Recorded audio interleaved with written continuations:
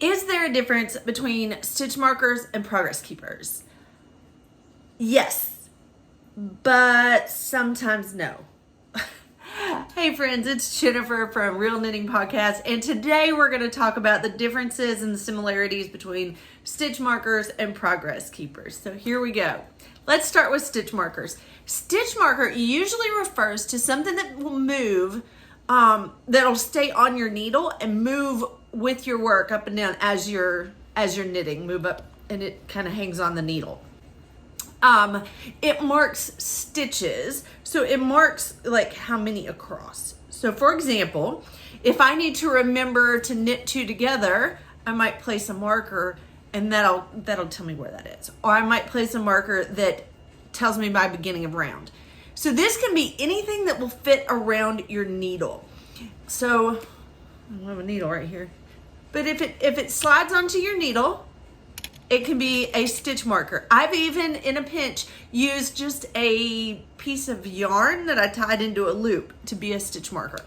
But there's a bunch of different kinds. So this one is, this is called a flips, I think. And then we have little circular ones. And of course they come in like all different colors and hard and soft. It's nice to have a separate color for your beginning of round so that you always know like where you started. Then you also have some that have bigger holes like this, but they are locking. So this is a locking stitch marker, and you can open it like this and close it back around your work. And here's just a smaller one. These are mainly for like knitting socks for small things. So there's lots of different kinds of stitch markers, but they primarily mark your stitches across.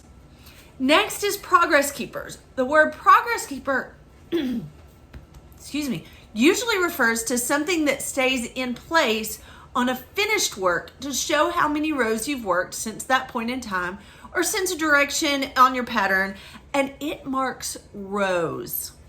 Okay, so if I want to say I need to knit another inch, I'll put a locking stitch progress keeper. I'll put a locking progress keeper, and then I will measure up about an inch from there, or I need to do 10 more rows from there, or I need to do whatever. Or like for a podcast, I want to tell you how far I've knit since the last time I saw you guys. But it can be anything that locks or can remain stationary. So there are some that are like earring loops. I've got this is a lobster clasp. Yeah, lobster clasp right there. These are some of my favorites for progress keepers just because I think they're pretty. These are little light bulb stitch markers, and they open like this, and I will link to some of those. I like the ones that match my copper needles. Or we've got the bigger locking stitch markers like this.